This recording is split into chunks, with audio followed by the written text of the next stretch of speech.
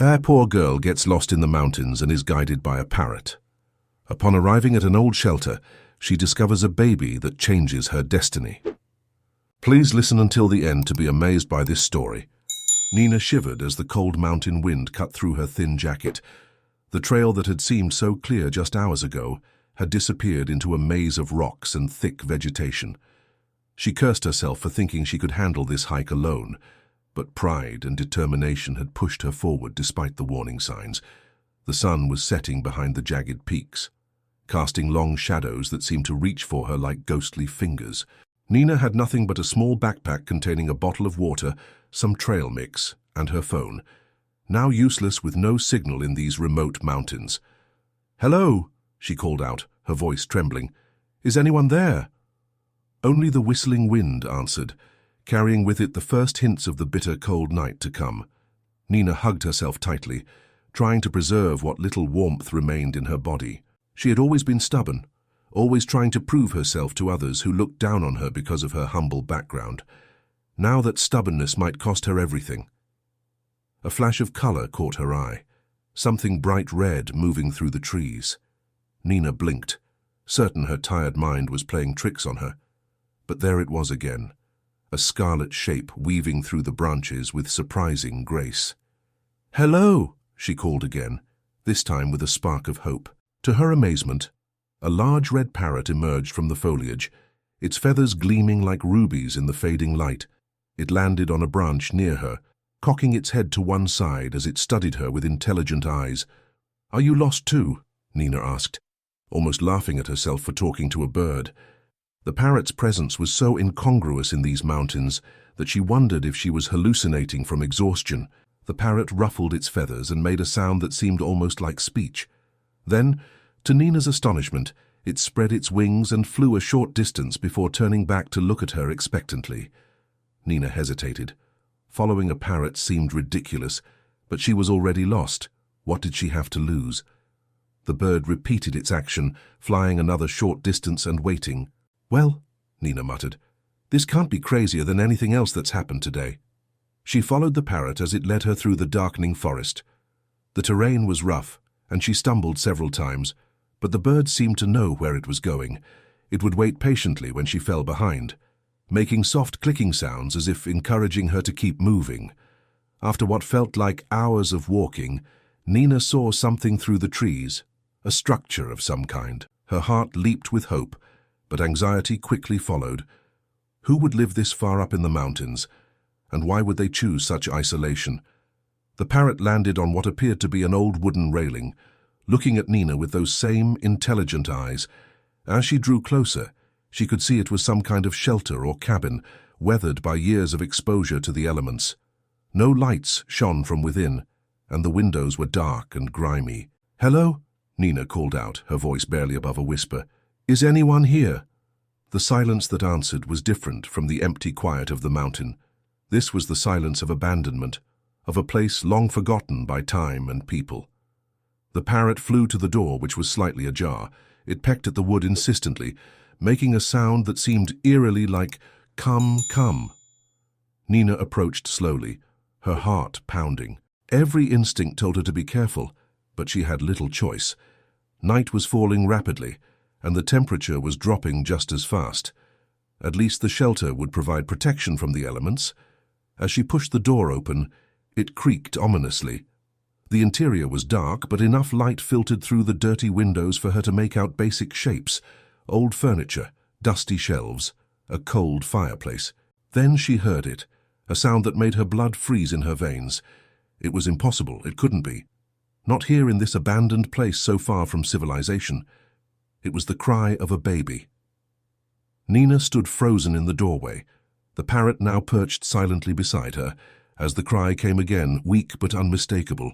It was coming from somewhere in the darkness of the shelter, a sound that would change everything she thought she knew about this mountain, about this day, and about her own destiny.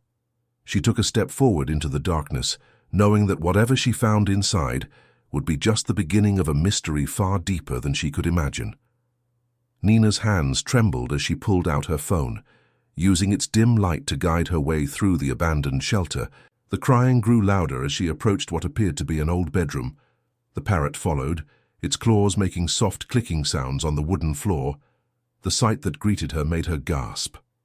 In the corner, nestled in what looked like carefully arranged blankets, lay a baby girl.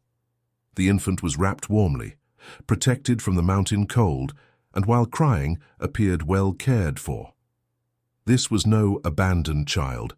Someone had been here recently. "Oh my God," Nina whispered, rushing to the baby's side. Her maternal instincts took over.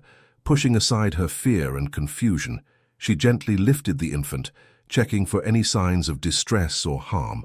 The baby was clean, properly diapered, and despite her cries, seemed healthy. "How did you get here, little one?" Nina murmured, cradling the child close. The baby's cries softened to whimpers as she felt the warmth of human contact. Nina noticed a bag nearby, a modern diaper bag filled with supplies, Formula E diapers, clean clothes, and even a few toys, everything a baby would need for a few days. The parrot landed on a nearby dresser, watching the scene with those unnervingly intelligent eyes.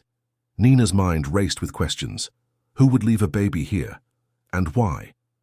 The presence of supplies suggested this wasn't abandonment. Someone was caring for this child, but choosing to do it in secret. As she looked around the room more carefully, details emerged that told a strange story. The room was clean compared to the rest of the shelter, and there were signs of recent habitation. A camping stove sat in one corner, empty formula cans neatly stacked beside it. A battery-powered lantern hung from a hook, and a sleeping bag was rolled up in another corner. Nina's discovery was interrupted by voices outside, distant but getting closer. She froze, holding the baby tighter. The parrot suddenly took flight, disappearing through a window that Nina hadn't noticed was open. "Hello?" A woman's voice called from outside. "Is anyone there?" Nina's heart raced. Should she answer? What if these were the people who left the baby here? What if they had malicious intentions? Before she could decide, footsteps approached the shelter's entrance. Two figures appeared in the doorway. A man and woman dressed in rescue worker uniforms. Their flashlight beams cut through the darkness, and Nina heard them gasp when they saw her holding the baby. "Miss, are you all right?" the woman asked, her voice professional but cautious. "I'm Helen from Mountain Rescue, and this is my partner, Quinn. We've been searching this area after receiving reports of unusual activity." Nina felt relief flood through her body. "I got lost on the trail," she explained, her voice shaky. "This parrot, I know it sounds crazy, led me here. I found the baby alone." Quinn stepped forward, his expression serious. "A baby? Here?" He spoke into his radio, requesting immediate backup and medical support. "Can you tell us exactly what you found?" Nina recounted her story, getting lost, following the parrot, discovering the shelter and the baby. As she spoke, Helen examined the infant with practiced care. "This child appears well cared for," Helen noted, her brow furrowed in confusion. "This is no ordinary abandonment case." Quinn was investigating the room, photographing everything. "Look at this," he called, holding up a notebook he'd found in the diaper bag. Inside were detailed notes, feeding times, diaper changes, sleep schedules, all meticulously recorded in neat handwriting. "Whoever left this baby here was caring for them properly," Helen said. "But why do it in such a remote location?" As if in answer, Quinn found something else, a sealed envelope tucked into the notebook. On the front was written, "To whoever finds us, please understand." Nina watched as Quinn carefully opened the letter, her arms still cradling the now sleeping baby. The parrot had returned, perching silently in the window frame as if it too was waiting to hear the letter's contents. Quinn's face grew increasingly troubled as he read. "You need to see this," he said, handing the letter to Helen. Nina could see that it was several pages long, written in the same neat handwriting as the notebook. Helen read aloud. "My name is Taylor. If you're reading this, you've found my daughter, Laura. I know what you must think, that I'm a horrible mother for keeping her here, but please understand that I had no choice. My husband died protecting us from people who would harm our baby. These people are powerful, wealthy, and they want my daughter because of who she is. the legitimate heir to a fortune that they've stolen. I can't go to the police. They've been paid off. I can't trust my own family. They've been threatened. This shelter, as humble as it is, has been our only safe haven. I come here every day to care for her, making the journey at different times to avoid being followed. I've trained my parrot to watch over her when I'm gone and to guide help here if needed. I know this sounds impossible, but I've included proof of everything in this letter: documents, photographs, names. I'm not running from the law. I'm running from those who twist the law to their own purposes. If you're reading this, it means something has happened to prevent me from returning to my baby today. Please, keep her safe. In the false bottom of the diaper bag, you'll find everything needed to prove her identity and expose those who would harm her. But be careful. These people will stop at nothing to keep their secrets. To my dearest Laura, I love you more than life itself. Every moment away from you has been torture, but everything I've done has been to protect you. I pray that whoever finds this letter will have the courage to help us. The room fell silent as Helen finished reading. The baby, Laura, stirred slightly in Nina's arms, but didn't wake. The implications of the letter hung heavy in the air. "There's more," Quinn said, examining the diaper bag. He found the false bottom and carefully removed a sealed plastic package containing what looked like legal documents, photos, and USB drives. Helen was already on her radio, requesting specific officers she knew she could trust. "This just became much more than a rescue mission," she said grimly. "We need to handle this very carefully." Nina looked down at the sleeping baby in her arms, then at the parrot still watching from the window. What had started as a simple hike, turned into getting lost, had now become something far more complex and dangerous. She knew she should be frightened, should want to hand the baby over to the authorities and walk away. But something in Taylor's letter, the desperation of a mother trying to protect her child, struck a deep chord within her. "I want to help," Nina said firmly, surprising herself with the conviction in her voice. This baby's mother trusted her instincts to protect her child. Now my instincts are telling me I need to be part of keeping that child safe. Helen and Quinn exchanged looks. "It's not that simple," Helen began, but Nina interrupted. "Nothing about this is simple," she said, "but that mother chose this place, trained that parrot, and created this setup for a reason. She trusted that whoever found her baby would be meant to find her. I don't think that's a coincidence." The parrot suddenly flew from its perch, landing next to the diaper bag. With its beak, it pulled out something they hadn't noticed before, a small, worn photograph. Quinn picked it up carefully. It showed Taylor, a beautiful young woman with kind eyes, holding baby Laura. They were standing in front of a magnificent estate, and Taylor was wearing a distinctive necklace with a unique pendant. Nina gasped. She knew that estate. Everyone in the city did. It belonged to the wealthy Rochester family, who had recently been in the news due to a controversial takeover of their company following the mysterious death of their youngest son. "The Rochester estate," Quinn confirmed, studying the photo. "This just got even more complicated." The baby stirred again, and Nina instinctively rocked her gently. As she did, she made a silent promise, to Taylor, to Laura, and to herself. Whatever came next, she would see this through. The parrot watched her, and for a moment Nina could have sworn it nodded, as if sealing a pact between them. Outside, the wind had picked up, carrying with it the first drops of rain. A storm was coming, both literally and figuratively, but in that moment, in that shelter high in the mountains, a chain of events had been set in motion that would change many lives forever. The next few hours passed in a blur of activity. Helen and Quinn had established a secure perimeter around the shelter, allowing only trusted officers to enter. The storm that had threatened earlier now raged outside, wind and rain lashing against the old wooden walls. Nina sat in a corner, still holding Laura, who had woken only once for a bottle before drifting back to sleep. The parrot remained nearby, perched on the back of an old chair, its presence a strange comfort in the chaos of the situation. "We need to move you both to a safe location," Helen announced, returning from a discussion with her superiors. "We can't risk staying here much longer. Whoever's been watching this place will notice the activity soon enough." As if to emphasize her point, a branch snapped somewhere in the darkness outside. Quinn immediately moved to the window, his hand on his holster, but it was just the wind. "I've arranged for a safe house," Helen continued, her voice low. "It's off any official records. Nina, you'll need to come with us. You're involved now, and we need to ensure your safety as well." Nina nodded, her arms tightening protectively around Laura. The weight of the situation was finally starting to sink in. Just that morning, she had been an ordinary woman taking a hike to clear her head. Now she was caught up in something that felt like it could swallow her whole. "What about the parrot?" she asked, glancing at the bird. "It seems important somehow." Helen smiled slightly. "The parrot comes too.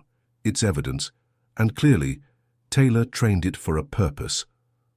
They waited for a break in the storm before making their move. The safe house turned out to be a modest cabin owned by Helen's family, tucked away in a quiet residential area. It looked utterly ordinary from the outside, perfect camouflage.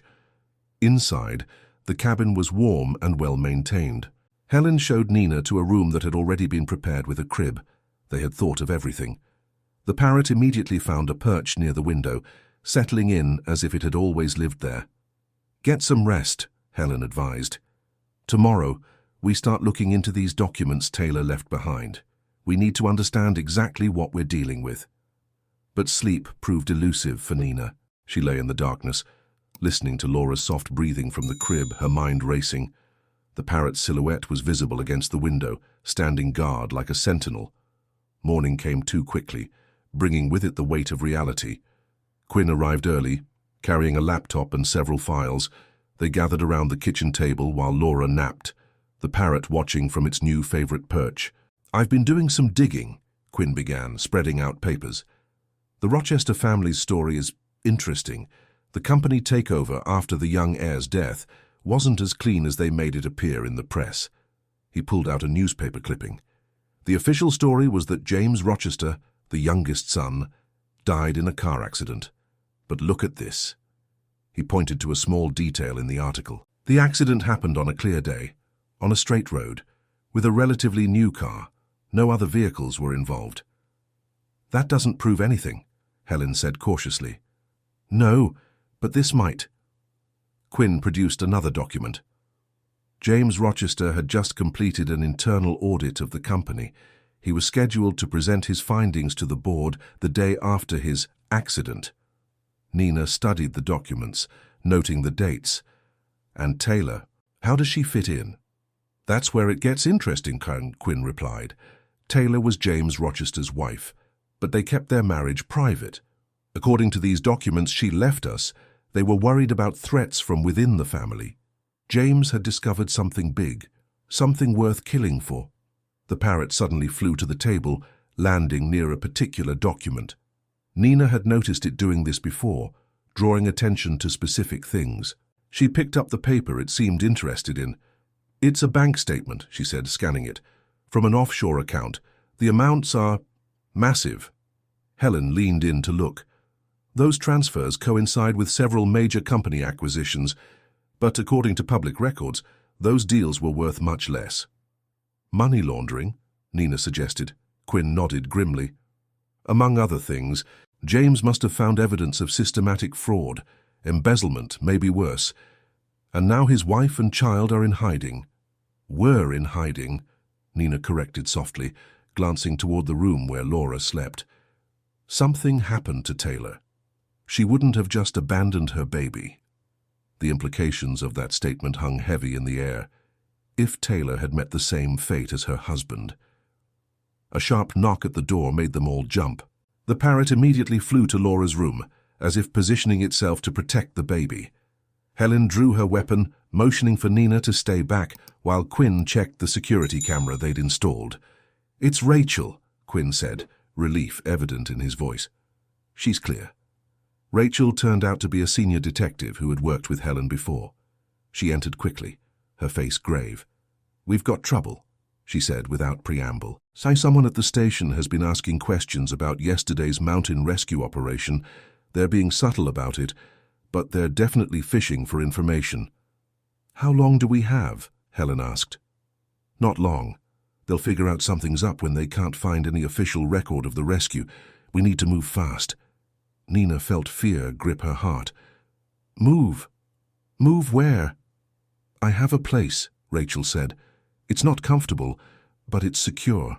We need to get you and the baby there now before... She was cut off by the sound of approaching vehicles. Quinn rushed to the window, then immediately stepped back.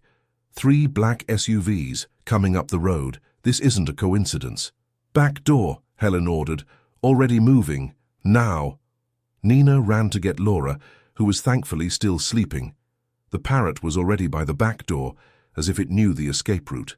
Rachel quickly gathered the important documents, while Helen and Quinn prepared to buy them time. My car's behind the cabin, Rachel said, leading Nina out. Stay low and...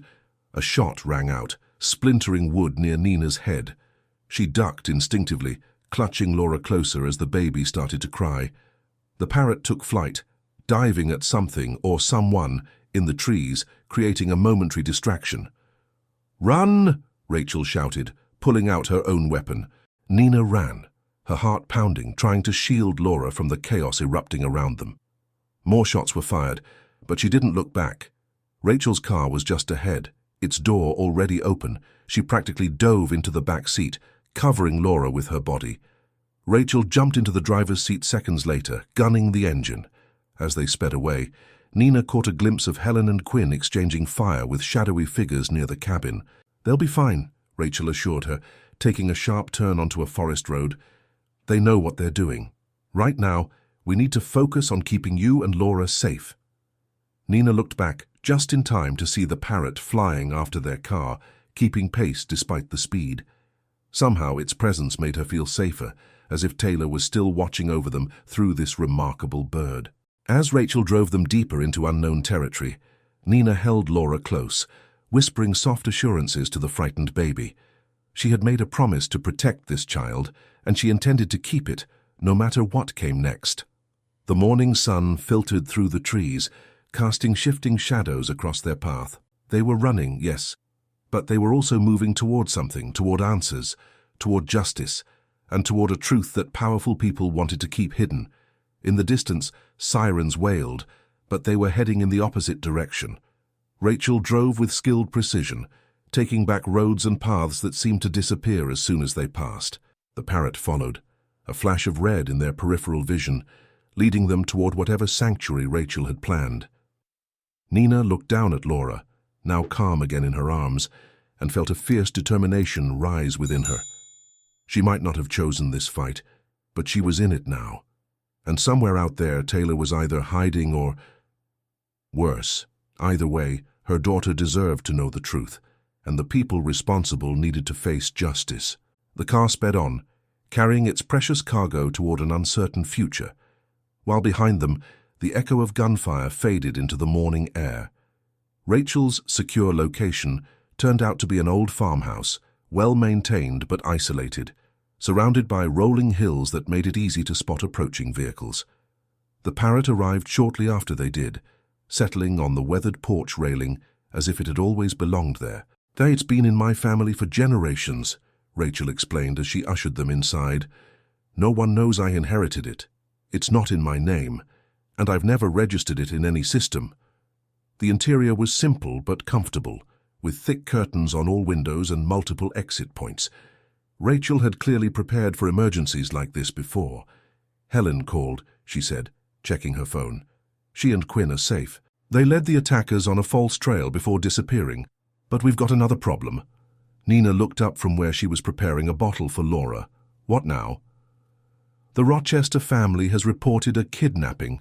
Rachel's voice was grim. "They're claiming their late son's widow, Taylor, suffered a mental breakdown and took their grandchild. They've painted her as unstable, dangerous. Now they're saying someone helped her hide the baby. They're trying to get ahead of the story," Nina realized, "making Taylor look crazy so nobody believes her evidence." "Exactly. And worse, they've hired private investigators. They're offering a reward for information about the baby's whereabouts. Every opportunist in the city will be looking for you." Nina felt a chill run down her spine. She looked at Laura, peacefully drinking her bottle, unaware of the forces gathering against her. The Parrot watched through the window, its presence a constant reminder of Taylor's foresight and planning. "What about Taylor?" Nina asked. "Has there been any sign of her?" Rachel's expression darkened. "Nothing yet. But Quinn found something interesting in those documents, a pattern of deposits to an account in Taylor's name, starting right after James's death. Monthly payments like a hush money," Nina finished. "They were paying her to stay quiet." "Until something changed," Rachel agreed. "The payments stopped abruptly last month. Around the same time, Taylor started leaving Laura in the mountain shelter. Nina processed this information while gently burping Laura. She must have threatened to expose them, maybe tried to negotiate for her daughter's safety, and they... She couldn't finish the sentence. The thought of what might have happened to Taylor was too painful, especially with Laura's tiny form warm against her shoulder. The Parrot suddenly became agitated, flying from its perch to land near a stack of documents they'd brought from the cabin. It pecked at a particular folder, just as it had done before. "I think we should trust it," Nina said. "It's been right before." Rachel carefully opened the folder. Inside were bank statements, but these were different from the others. They showed transfers to various offshore accounts, all linked to a single source, Yolanda Rochester, James's aunt. "Look at these dates," Rachel said, spreading out the papers. "The transfers started right after James's death, but they're not regular like Taylor's payments. They're large sums, moved around between accounts, then withdrawn in cash. Could Taylor have found these? Is this what made them stop paying her?" Before Rachel could answer, her phone buzzed with a message from Quinn. Her eyes widened as she read it. Quinn found something. Yolanda Rochester made a large cash withdrawal the day before Taylor disappeared. She also bought a remote property, off the books, paid in cash. Nina felt her heart race. "Where?" "That's just it. We don't know exactly. The sale was handled through a series of shell companies, but Quinn's found a connection to a construction company that delivered supplies to somewhere in the northern forest region." The Parrot suddenly took flight, circling the room before landing on Nina's shoulder. It made a sound that was eerily close to north. "Could it?" Nina started, then shook her head. It seemed impossible. But hadn't everything about this situation defied belief? Sean, could Taylor have trained it to remember locations? Rachel studied the bird thoughtfully. Some parrots are incredibly intelligent, and Taylor would have needed a way to mark safe locations, something that wouldn't look suspicious on paper. The parrot flew to a map hanging on the wall, tapping its beak against a specific area. Rachel rushed over to look. "This is..." She checked her phone, comparing notes. "This is in the same general area where the construction supplies were delivered." Nina stood carefully, still holding Laura. "We need to check it out. Taylor could be there, maybe hurt or trapped." "It's too dangerous," Rachel protested. "We can't take Laura into a potentially hostile situation." "Then I'll go alone. You can stay here with Laura." "Absolutely not. If anything happened to you..." Their discussion was interrupted by a sound outside. Tires on gravel. Rachel immediately moved to the window, staying hidden behind the curtain. "Black SUV," she reported tensely, "coming up the back road."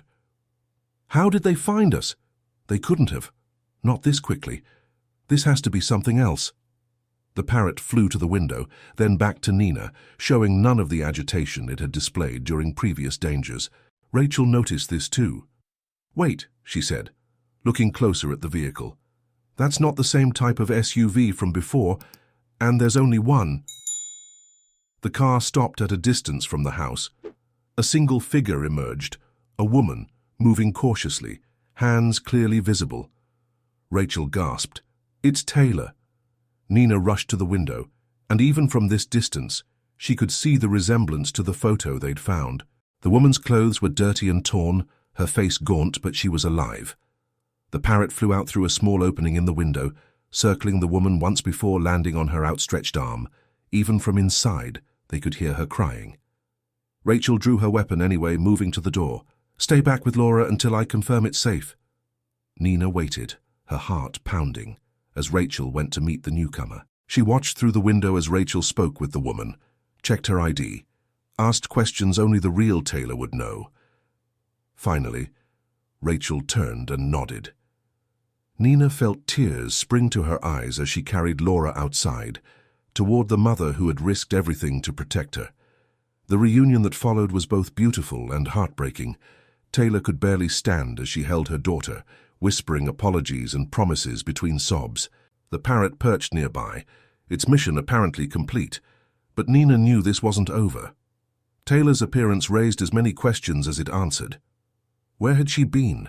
How had she escaped? And most importantly, what would the Rochester family do when they discovered she was alive? As if reading her thoughts, Rachel spoke quietly. We need to get inside. Taylor has a story to tell, and I don't think we're going to like what we hear. They led Taylor into the farmhouse, the Parrot following close behind. The morning sun cast long shadows across the porch, and somewhere in the distance, a dog barked. Normal sounds on an anything but normal day. Nina looked back once before closing the door, scanning the peaceful countryside. They had found Taylor, against all odds, but something told her their ordeal was far from over. In fact, it might be just beginning. Rachel's secure location turned out to be an old farmhouse, well-maintained but isolated, surrounded by rolling hills that made it easy to spot approaching vehicles. The Parrot arrived shortly after they did, settling on the weathered porch railing as if it had always belonged there. It's been in my family for generations, Rachel explained as she ushered them inside.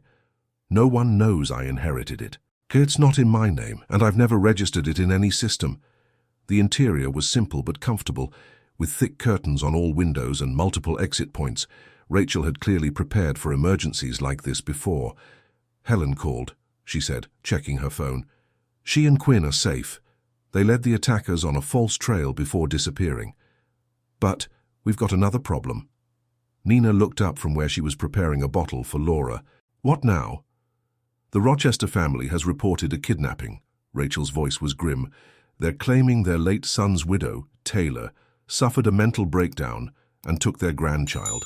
They've painted her as unstable, dangerous. Now they're saying someone helped her hide the baby. They're trying to get ahead of the story, Nina realized, making Taylor look crazy so nobody believes her evidence.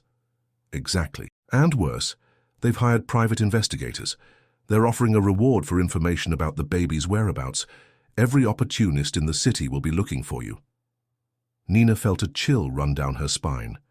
She looked at Laura, peacefully drinking her bottle, unaware of the forces gathering against her. The Parrot watched through the window, its presence a constant reminder of Taylor's foresight and planning. What about Taylor?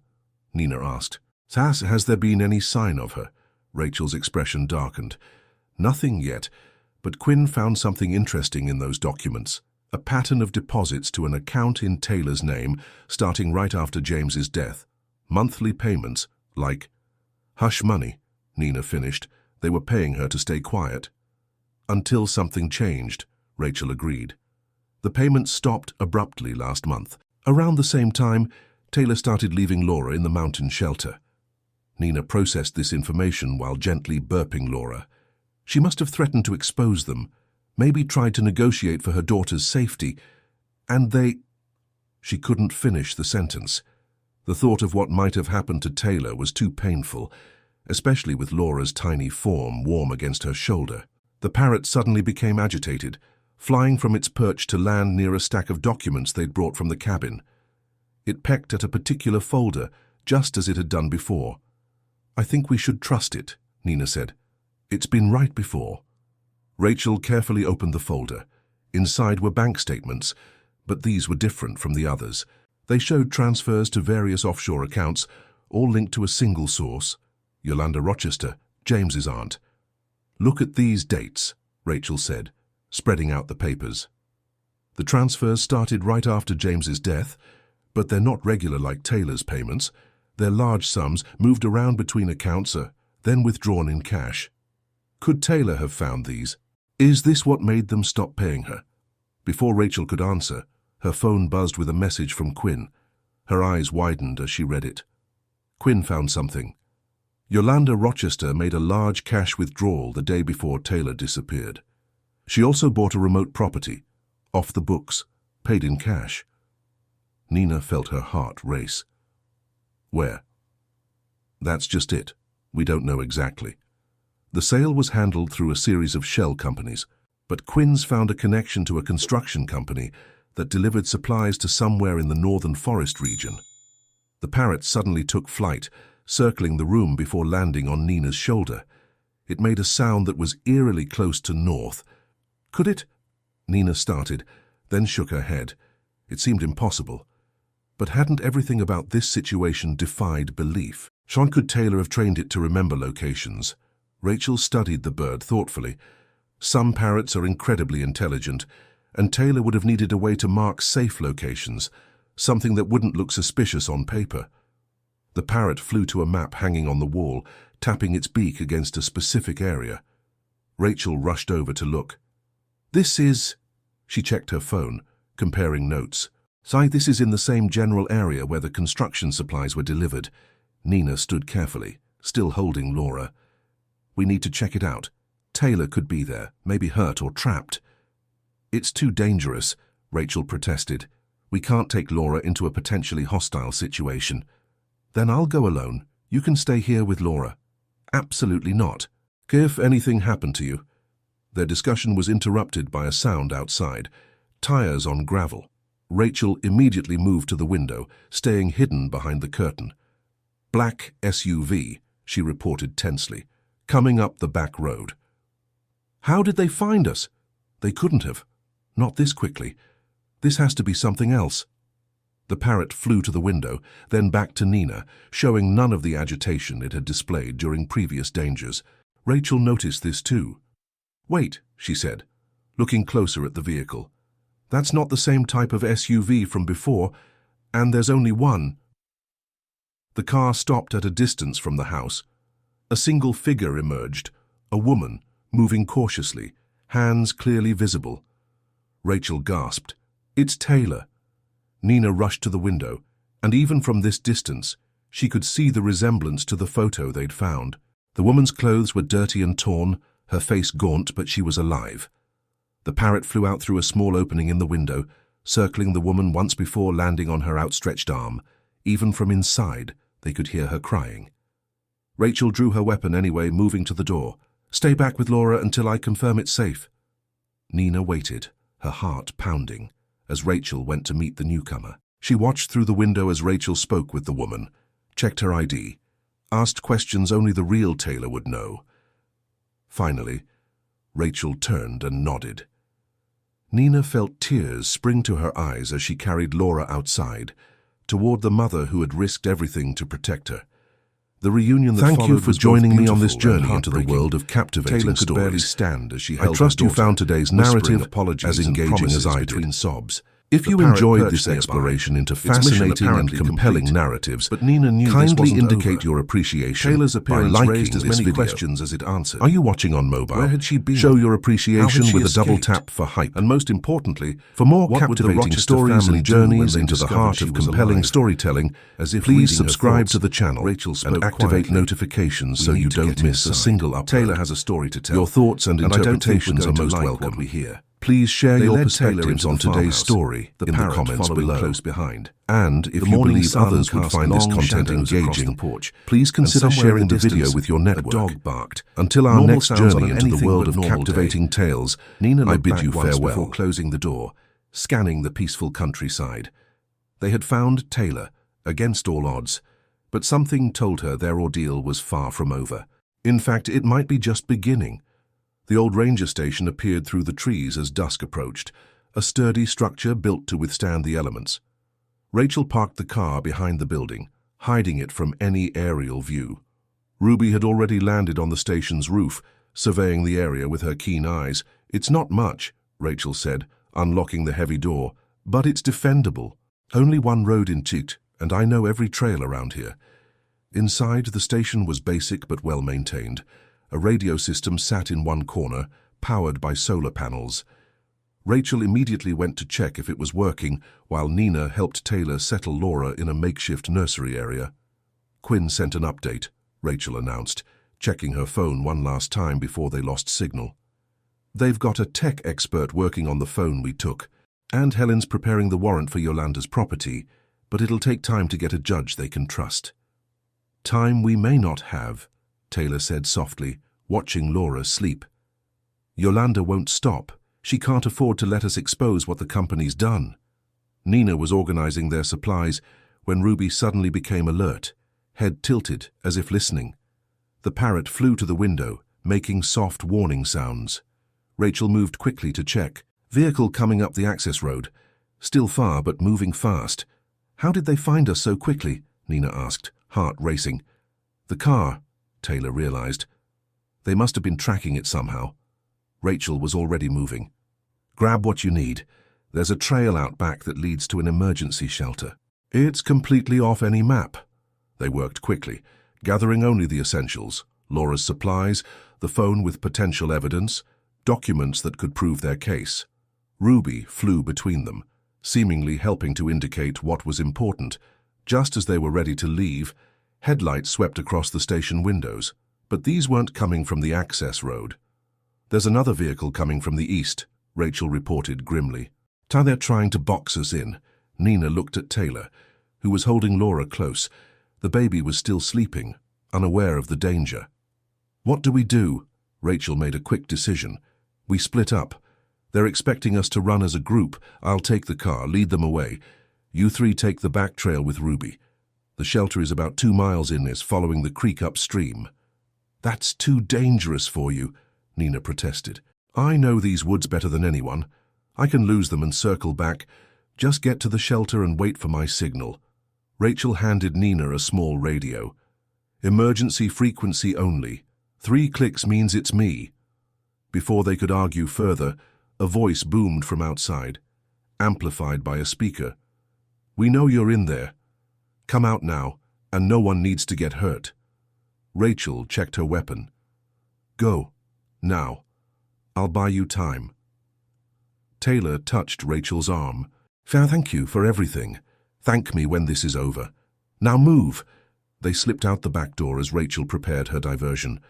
The forest was dark, but the moon provided just enough light to see by. Ruby flew ahead, leading the way while staying low to avoid being spotted.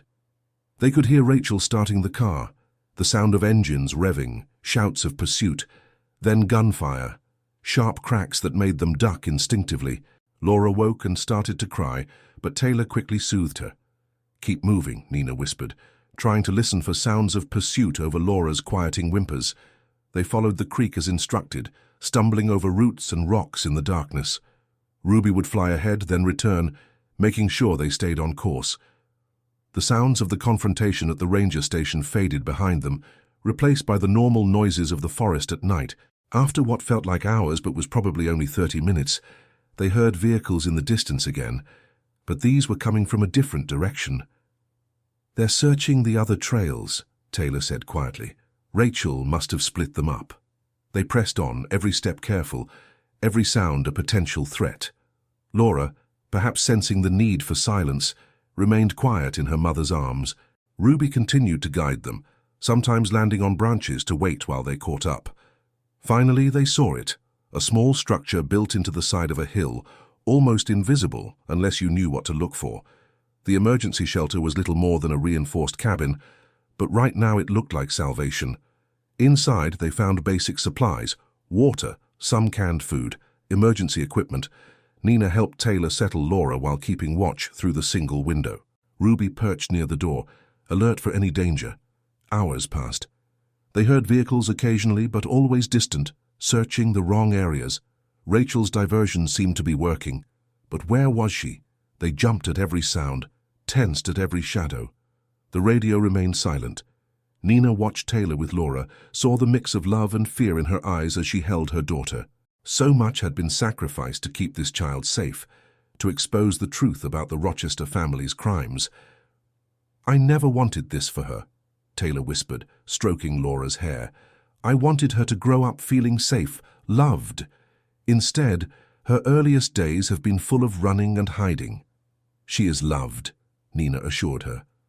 Look at everything you've done to protect her, and when this is over... She was interrupted by the radio. 3 distinct clicks. They held their breath, waiting. 3 more clicks followed. Rachel, Nina breathed in relief, but before they could respond, Ruby suddenly flew to the window, agitated. In the moonlight, they could see figures moving through the trees, multiple figures, approaching from different directions. "It's not Rachel," Taylor said, her voice tight with fear. "They found us." Nina moved to the window, trying to count their opponents. At least 6 that she could see, maybe more hidden in the darkness. All armed, all closing in on their position. The radio clicked again, 3 times, then 3 more. But now they knew it was a trap. Somewhere out there, Rachel was either captured or... They couldn't think about the alternative. They were surrounded, outnumbered, with no way to call for help. And somewhere in the darkness, Yolanda Rochester's men were closing in, determined to silence them forever. Nina looked at Taylor and Laura, then at Ruby still watching from the window. They had come so far, survived so much. She refused to let it end here, in this small shelter in the dark forest. But as footsteps crunched closer outside, she wondered if they would have any choice in the matter. Nina's mind raced as the footsteps drew closer to the shelter. Taylor clutched Laura tightly, moving to the darkest corner. Ruby remained perfectly still at the window, watching the approaching figures. Suddenly, Nina remembered something from her initial hike, before all this began. Her background in rock climbing. She looked at the shelter's construction, built into the hillside. "The roof," she whispered urgently. "These shelters always have a maintenance access through the roof, for snow removal." Taylor understood immediately. While Nina searched for the hatch, Taylor prepared Laura, wrapping her securely against her chest with a makeshift sling. Ruby seemed to sense their plan, flying silently to a higher perch. Nina found the hatch just as the first shadow fell across the window. It was stiff, but with both of them pushing, it opened silently. The hillside sloped up gently from the roof. They could escape into the forest above while their pursuers focused on the front of the shelter. They were halfway out when the first knock came at the door. "We know you're in there," a man's voice called. "Make this easy on yourselves." Moving as quietly as possible, they helped each other onto the roof.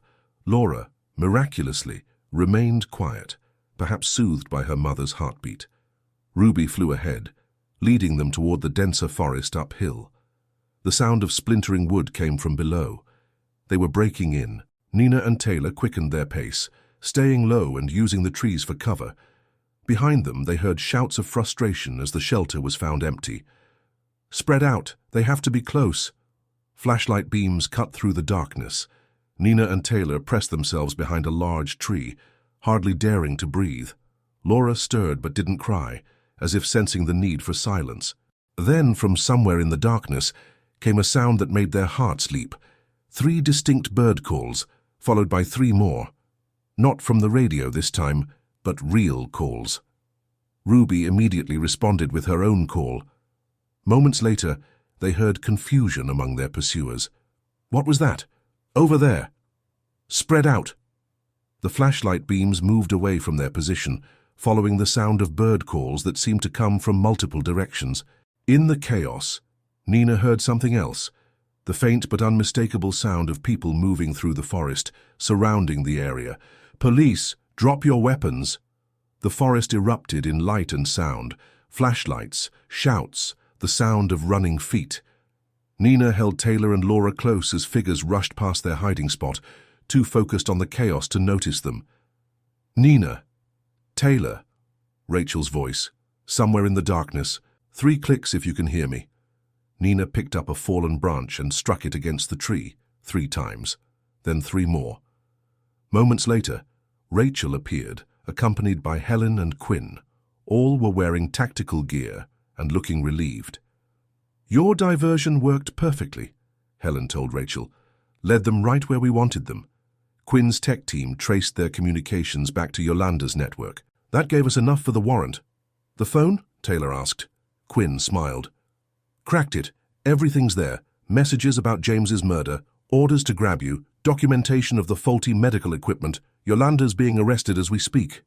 Ruby landed on Taylor's shoulder as if understanding her mission was complete. Laura, feeling the tension ease, finally began to fuss. "Let's get you all somewhere safe," Rachel said, "for real this time." The next few days passed in a blur of statements, evidence processing and news reports. The Rochester scandal broke wide open, making headlines across the country. Yolanda and her conspirators were arrested, their crimes exposed. The company's victims would finally see justice. Nina watched it all from the comfort of a genuine safe house surrounded by federal marshals. Taylor and Laura were there too, under protection until all the arrests were made. Ruby had her own perch by the window, still standing guard despite the danger being past. "I can never thank you enough," Taylor said one quiet evening as they watched Laura play on a blanket. "You risked everything for us, for her." Nina smiled, watching Ruby fly down to inspect Laura's toys. "I just did what anyone would do." "No," Taylor said firmly. "You did what few would have the courage to do. You could have walked away so many times, but you stayed. You helped us find the truth." Laura laughed as Ruby gently tugged at one of her toys, the sound pure and innocent. Outside, the sun was setting on another day, but this time there was no fear in the approaching darkness. "What will you do now?" Nina asked. Taylor looked at her daughter, then at the parrot who had helped save them all. "Live. Really live, not just survive. Laura deserves that, we all do." Nina thought about her own life, how a simple hike had led her here. She didn't regret a moment of it. Rachel visited often, bringing updates on the case. The evidence was overwhelming, and more people were coming forward with their own stories about the Rochester company's crimes. Real change was happening. "They'll be in prison for a long time," Rachel assured them. "Us and the company's being reformed under new leadership, with oversight to ensure nothing like this happens again." One morning, as they prepared to leave the safe house, Taylor handed Nina a small package. Inside was a beautiful pendant, similar to the one in the photograph that had helped unravel the mystery. "It was James's gift to me," Taylor explained, "a symbol of protection. Now it's yours." Nina touched the pendant, remembering everything that had led to this moment: a lost hike, a mysterious parrot, a baby in need of protection, choices made, and courage found. Ruby watched from her perch as Nina put on the pendant. The parrot had been more than just a clever bird. She had been a symbol of hope, a reminder that help could come from the most unexpected places. Laura took her first steps in that safe house, wobbling between her mother and Nina, while Ruby watched protectively. It was a moment of pure joy, untainted by fear or darkness, as they finally walked out into the sunlight, free to begin their new lives. Nina looked at the unlikely family they had become. A mother and child reunited, a loyal bird, a determined detective, and herself, changed forever by the choice to help rather than turn away. The mountain trails where it all began were visible in the distance. They would always hold their secrets, their dangers, and their possibilities.